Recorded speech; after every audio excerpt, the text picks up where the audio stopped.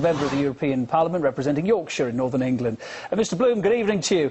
So, Merkel and Sarkozy pushing for this new treaty to punish states which break the rules. How do you assess that measure then? Well, it's so much political posturing, as it always is.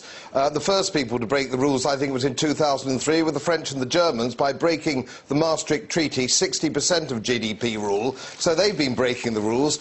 Everybody's been breaking the rules. They continue to break the rules. And, of course, now we have, quite against treaty obligations, we have the ECB buying sovereign debt in the market. So the whole thing is a complete shambles, and they're trying to strap sellotape all over it, but it's not working. The thing is, we are now witnessing the end game. It's over.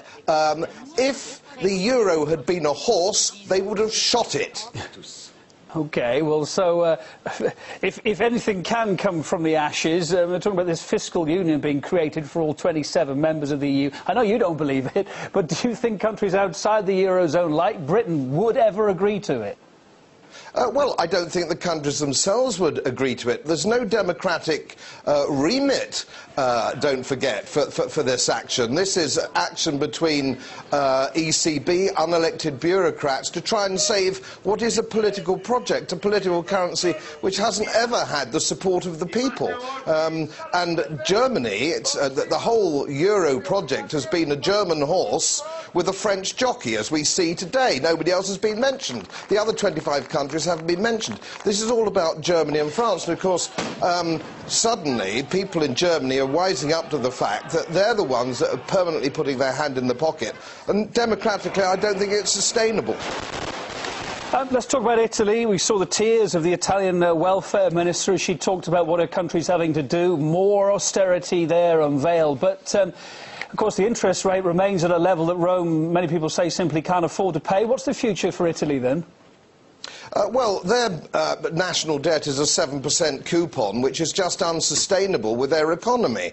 It's the same with the other economies. Not incidentally that the United Kingdom is any better. The United Kingdom is in a terrible situation as well, but they're not locked into the straitjacket of the euro. The only way out of this is growth, and of course the thing that restricts growth in economies is regulation and taxation, and that's exactly, of course, what the European Union want more of.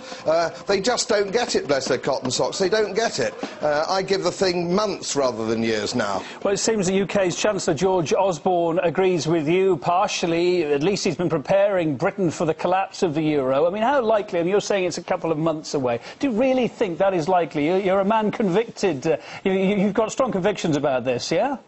Well, no, I'm a professional economist. I've been 35 years a professional economist. This isn't about politics. This has been about economics. And I've never known in the history of the world politics beat economics. Water doesn't flow uphill. That's the long and short of it. Forget my politics. It doesn't really matter. The long and short of it is this project is doomed to failure. It was always doomed to failure. And moreover, I would have the people responsible, and I've said this on your programme before, I would have them arraigned. I would have a fiscal crimes tribunal.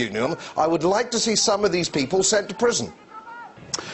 OK, thanks for your thoughts. Godfrey Bloom, MEP for Yorkshire on RT tonight.